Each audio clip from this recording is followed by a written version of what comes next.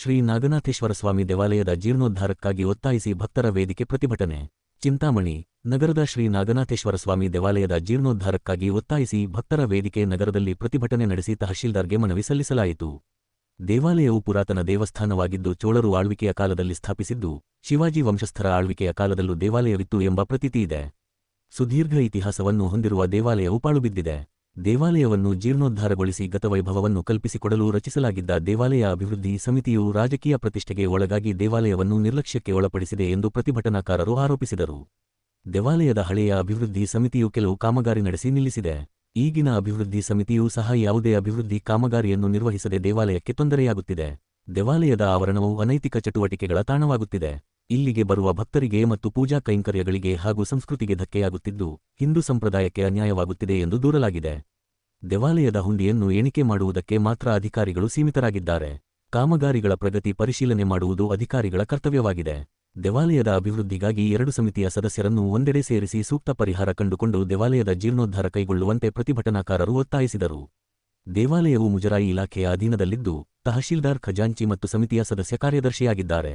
ದೇವಾಲಯದ ಜೀರ್ಣೋದ್ಧಾರವನ್ನು ಶೀಘ್ರವಾಗಿ ಕೈಗೊಂಡು ಮರಳಿ ಗತವೈಭವವನ್ನು ತಂದುಕೊಡಬೇಕು. ಇಲ್ಲದಿದ್ದರೆ ಉಗ್ರ ಹೋರಾಟವನ್ನು ರೂಪಿಸಾಗುವುದು ಎಂದು ಆಗ್ರಹಿಸಿದರು. ತಹಶೀಲ್ದಾರ್ ಸುದರ್ಶನ ಯಾದವ್ ಮನವಿಯನ್ನು ಸ್ವೀಕರಿಸಿ ದೇವಾಲಯದ ಅಭಿವೃದ್ಧಿ ಸಮಿತಿಯ ವಿವಾದ ನ್ಯಾಯಾಲಯದಲ್ಲಿದೆ. ನ್ಯಾಯಾಲಯದ ತೀರ್ಪಿನವರೆಗೂ ಏನೂ ಮಾಡಲು ಸಾಧ್ಯವಿಲ್ಲ. ದೇವಾಲಯದ ಆವರಣದಲ್ಲಿ ಅನೈತಿಕ ಚಟುವಟಿಕೆಗಳಿಗೆ ಕಡಿವಾಣ ಹಾಕಲಾಗುವುದು ಎಂದು ಭರವಸೆ ನೀಡಿದರು. ನಮಸ್ಕಾರ ಎಲ್ಲ ಮಾಧ್ಯಮದವರಿಗೂ ಹಾಗೂ ಇಲ್ಲಿ ಬಂದಿರುವಂತ ಎಲ್ಲ ಶ್ರೀ ನಾಗನಾಥೇಶ್ವರ ಭಕ್ತಾದಿಗಳಿಗೂ ನಮಸ್ಕರಿಸುತ್ತಾ, ಇವತ್ತಿನ ಒಂದು ಕಾರ್ಯಕ್ರಮ ನಾವು ಸುಮಾರು ಒಂದೂವರೆ ತಿಂಗಳಿಂದ ಹಿಂದೆ ಒಂದು ಜನಗಳಿಗೆ ನಾಗನಾಥೇಶ್ವರ ದೇವಾಲಯದ ಬಗ್ಗೆ ಒಂದು ಮಾಹಿತಿ ಕೊಡಬೇಕು ಅಂತ ಒಂದು ತಮ್ಮ ಮಾಧ್ಯಮದ ಮುಖಾಂತರ ಕೊಟ್ಟಿದ್ವಿ. ಅವತ್ತು 1.5 ತಿಂಗಳು ಸಮಯ ಕೊಟ್ಟಿದ್ವಿ ಸಮಿತಿಯವರೆಗೂ ಹಾಗೂ ಅಧಿಕಾರಿಗಳಿಗೆ. ಆದರೆ ಯಾವುದೇ ರೀತಿಯಾದಂತ ಕ್ರಮ ವಹಿಸಲಿಲ್ಲ. ಆದ್ರಿಂದ ಇವತ್ತು ಒಂದು ರ್ಯಾಲಿಯನ್ನು ಹಮ್ಮಿಕೊಂಡು ಇವತ್ತು ಭಕ್ತಾದಿಗಳ ಮುಖಾಂತರ ಅಧಿಕಾರಿಗಳು ಅಲ್ಲಿ ಸ್ಥಳಕ್ಕೆ ಬಂದು ಎಲ್ಲ ಕಾಮಗಾರಿ ವೀಕ್ಷಣೆ ಮಾಡಿ ಆ ಸಮಿತಿಗಳನ್ನ ಸಭೆ ಕರೆದು ಯಾವ ರೀತಿ ಮಾಡಬೇಕು ಅಂತ ಹೇಳ್ಬಿಟ್ಟು ನಾವು ಒತ್ತಾಯ ಮಾಡಕ್ಕೆ ಇವತ್ತು ಮನವಿ ಪತ್ರ ಕೊಡಕ್ ಬಂದಿದ್ದೀವಿ. ಹಳೆ ಸಮಿತಿಯವರು ಸುಮಾರು 5 ವರ್ಷದಿಂದ ಅನುಮತಿ ತಗೊಂಡು ಅವರನ್ನು 3 ವರ್ಷ ಕಾಮಗಾರಿ ಮಾಡಿ ನಿಲ್ಲಿಸ್ಬಿಟ್ರು. ಈಗ ಹೊಸ ಸಮಿತಿ ಮಾಡ್ಕೊಂಡಿದ್ದಾರೆ. ಅವರು ಸಹ 2 ವರ್ಷ ಆಯ್ತು ಸಮಿತಿಯಾಗಿ, ಆದ್ರೆ ಯಾವುದೇ ರೀತಿಯಾದಂತ ಕಾಮಗಾರ ಇನ್ನೂ ಶುರು ಮಾಡಿಲ್ಲ. ಯಾಕೆ ಶುರು ಮಾಡಿದ್ದಾರೆ ಅನ್ನೋದು ನಮಗೆ ಗೊತ್ತಿಲ್ಲ. ಅವರು ಒಂದ್ ರೀತಿ ಕೋರ್ಟ್ಗೆ ಹೋಗಿದೀವಿ, ಅವರು ಹಳೆ ಸಮಿತಿಯವರು ಅಂತ ಹೇಳ್ತಾರೆ.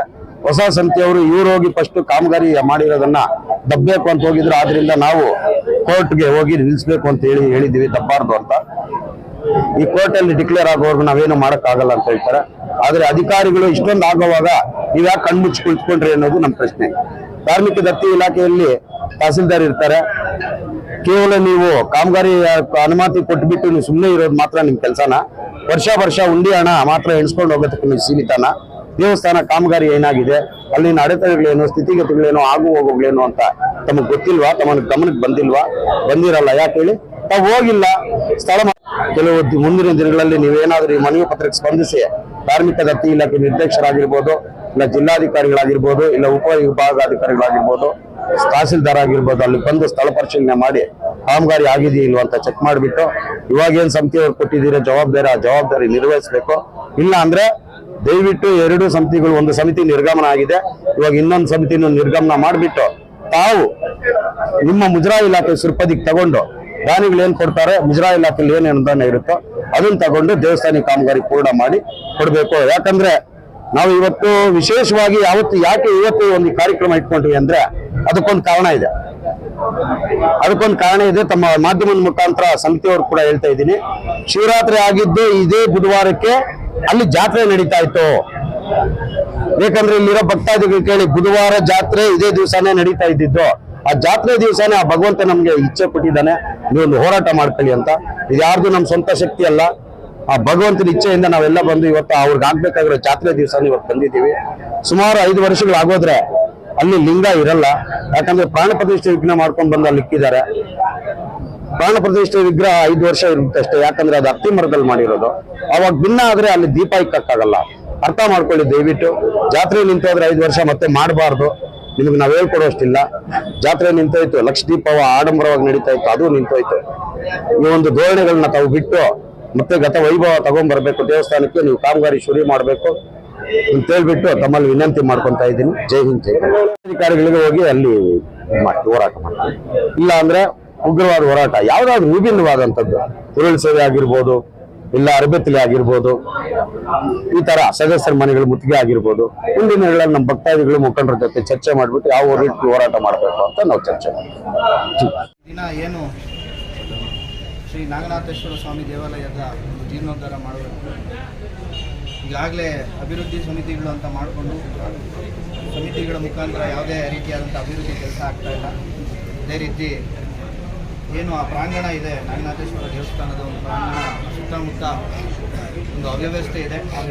ಆ ಅವ್ಯವಸ್ಥೆಯನ್ನು ಸರಿ ಮಾಡಿಕೊಡಿ ಅಂತ. ಅದೇ ರೀತಿ ಏನು ಮುಜರಾಯಿ ದೇವಸ್ಥಾನಗಳ ಒಂದು ಸುಪರ್ದಿ ತಾಲೂಕು ದಂಡಾಧಿಕಾರಿಯಾದಂಥ ನನ್ನ ಸುಪರ್ದಿಗೆ ಬರುತ್ತೆ. ಅದಕ್ಕೆ ಸಂಬಂಧಪಟ್ಟಂಗೆ ನೀವೊಂದು ಸಲ ಸ್ಥಳ ವೀಕ್ಷಣೆ ಮಾಡಬೇಕು ಅಂತ ಕೂಡ ಈಗ ಒತ್ತಾಯ ಮಾಡ್ತಾ ಇದ್ದಾರೆ. ಈ ವಿಚಾರವಾಗಿ ಈಗ ನೀವೇನು ಹೇಳಿದ್ದೀರಾ, ಅಲ್ಲಿ ಏನು ಅವ್ಯವಸ್ಥೆ ನಡೀತಾ ಇದೆ ಅಥವಾ ಅನೈತಿಕವಾಗಿ ಏನಾದರೂ ನಡೀತಾ ಇರೋಂಥದ್ದಕ್ಕೆ ನಾನೇ ಖುದ್ದು ವೀಕ್ಷಣೆ ಮಾಡಿ ಅದಕ್ಕೆ ಏನು ಕ್ರಮ ವಹಿಸಬೇಕು ಕಾನೂನು ರೀತಿಯಲ್ಲಿ ಅದು ಕ್ರಮ ವಹಿಸ್ತೀವಿ. ಎರಡನೇ ವಿಚಾರ, ಅಭಿವೃದ್ಧಿ ಸಮಿತಿಗಳ ಬಗ್ಗೆ ಈಗಾಗಲೇ ಇದು ಹೈಕೋರ್ಟಲ್ಲಿ ಕೇಸ್ ನಡೀತಾ ಇದೆ. ಹೈಕೋರ್ಟಲ್ಲಿ ಒಂದು ಅಭಿವೃದ್ಧಿ ಸಮಿತಿ ಮಾಡಿರುವಂಥದ್ದನ್ನು ಕ್ಯಾನ್ಸಲ್ ಮಾಡಿರೋದಕ್ಕೋಸ್ಕರ ಎರಡನೇ ಅಭಿವೃದ್ಧಿ ಸಮಿತಿ ಫಾರ್ಮೇಷನ್ ಮಾಡಿರುವಂಥ ಒಂದು ಆದೇಶಕ್ಕೆ ತಡೆಯಾಜ್ಞೆ ಹೈಕೋರ್ಟಲ್ಲಿ ಕೊಟ್ಟಿದ್ದಾರೆ. ಒಂದು 10 ದಿನದ ಹಿಂದೆ ನಾನು ಈಗಾಗಲೇ ಹೋಗಿ ಅಲ್ಲಿ ಕನ್ಸರ್ನ್ಡ್ ಯಾರು ಅಡ್ವೊಕೇಟ್ ಇರ್ತಾರೆ, ಗೌರ್ಮೆಂಟ್ ಅಡ್ವೊಕೇಟ್, ಅವ್ರಿಗೆ ಮಾಹಿತಿ ಎಲ್ಲ ಕೊಟ್ಟು ಬಂದಿದ್ದೀನಿ. ಈಗ ಏನು ಅಭಿವೃದ್ಧಿ ಮಾಡಬೇಕು ಅಂತ ಒಂದು ಆರ್ಕಿಟೆಕ್ಚರಲ್ ಪ್ಲ್ಯಾನ್ ಮಾಡಿದ್ದಾರೆ. ಆರ್ಕಿಟೆಕ್ಚರ್ ಪ್ಲ್ಯಾನ್ 2 ಬ್ಲೂ ಪ್ರಿಂಟ್ ಕೊಟ್ಟು ಈ ಸ್ಟೇನ ವೆಕೇಟ್ ಮಾಡೋದಕ್ಕೆ ಐಎನ ಫೈಲ್ ಮಾಡಬೇಕು ಅಂತ ನಾವು ಇಮಿಡಿಯೇಟಾಗಿ ಮಾಹಿತಿ ಕೊಟ್ಟು ಬಂದಿದ್ದೀವಿ. ಇದಕ್ಕೆ ಏನು ಇನ್ನೊಂದು ಪ್ರಾಬ್ಲಿ ಒಂದು 15-20 ಡೇಸ್ ಒಳಗಡೆ ನಾನು ಖುದ್ದಾಗಿ ಮತ್ತೊಮ್ಮೆ ಲಾಯರ್ನ ಭೇಟಿ ಮಾಡಿ ಫೈಲ್ ಮಾಡಿಸ್ಬಿಟ್ಟು ಬರ್ತೀನಿ.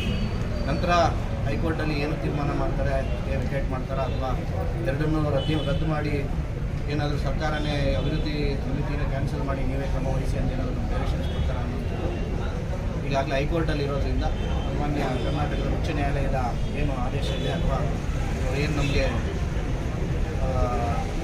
ಆದೇಶ ಮಾಡ್ತಾರೆ, ಆದೇಶದ ಪ್ರಕಾರ ನಾವು ಕೊಡ್ತೀವಿ. ನಂತರ ಈಗ ಏನು ಪ್ರೈವೇಟ್ ಹುಂಡಿ ಅಂತ ಕೆಲವರು ಹೇಳ್ತಾ ಇದ್ದಾರೆ.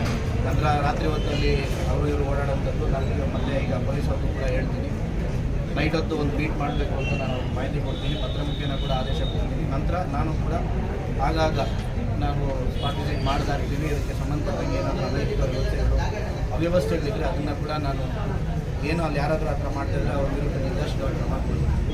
ಅಂದರೆ ಈ ವಿಚಾರವಾಗಿ ಈಗ ಹೈಕೋರ್ಟಲ್ಲಿರೋದ್ರಿಂದ ಸ್ಟೇ ವೆಕೇಟ್ ಮಾಡೋವರೆಗೂ ಕೂಡ ನಾನು ಯಾವುದೇ ರೀತಿಯಾದಂಥ ನನ್ನ ಹಂತದಲ್ಲಿ ಆದೇಶ ಮಾಡೋಕ್ಕೆ ಬಟ್ ಏನು ಅವ್ಯವಸ್ಥೆ ಆಗ್ತಾ ಇದೆ ಅಲ್ಲಿ ಸಣ್ಣ ಪುಟ್ಟ ಬೇರೆಯವ್ರ ಥರ್ಡ್ ಪರ್ಸನ್ ಕೊಡುವಂಥದ್ದು, ಅಲ್ಲಿ ಬೇರೆ ಚಟುವಟಿಕೆಗಳು ಮಾಡೋವಂಥದ್ದು, ಇದನ್ನೆಲ್ಲ ಬೇಕಿದ್ರೆ ನಾನು ಖಂಡಿತವಾಗ್ಲೂ ನಾವು ಮಾಡ್ತೀವಿ. ಮತ್ತು ಉದ್ದೇಶ ಇರುವಂಥದ್ದು ಅಷ್ಟೇ, ಏನು ನಮ್ಮ ದೇವಸ್ಥಾನಗಳಿವೆ ಮುಜರಾಯಿ ಇಲಾಖೆ ಕೊಟ್ಟಿರುವಂಥದ್ದು ಎಲ್ಲ ಕಡೆಯೂ ಅಷ್ಟೇ ನಮ್ಮ ಇಲಾಖೆಯ ಜವಾಬ್ದಾರಿ ಒಂದೇ ಅಲ್ಲ, ಇಲ್ಲಿರುವಂಥ ಎಲ್ಲ ಸಮುದಾಯದವರಾಗಿರ್ಬೋದು, ಹಿಂದೂಗಳದ್ದಾಗಿರ್ಬೋದು, ಅವರ ಏನು ಭಾವನೆಗಳಿಗೂ ಕೂಡ ಧಕ್ಕೆ ತರದಂಗೆ ನಾವು ಕೆಲಸ ಮಾಡಬೇಕು. ಇನ್ನೊಂದು ವಿಚಾರ, ಅಲ್ಲಿ ಕೆಲವರಿಗೆ ಸಂಬಳ ಬಂದಿಲ್ಲ ಅಂತಲೂ ಹೇಳ್ತಾ ಇದ್ದಾರೆ. ಈಗ ನನ್ನ ಗಮನಕ್ಕೆ ಬರ್ತಾ ಇರೋಂಥದ್ದು ಸಂಬಳ ಬರ್ತಾ ಇರುವಂಥದ್ದು ಯಾವುದಾದ್ರು ಇದ್ದರೆ ಅದನ್ನು ನಾನು ತಕ್ಷಣವೇ ಇತ್ಯರ್ಥ ಮಾಡಿಕೊಡ್ತೀನಿ, ಅನ್ನೋ ವಿಚಾರ ಮಾಡಿಸ್ಕೊಡ್ತೀನಿ.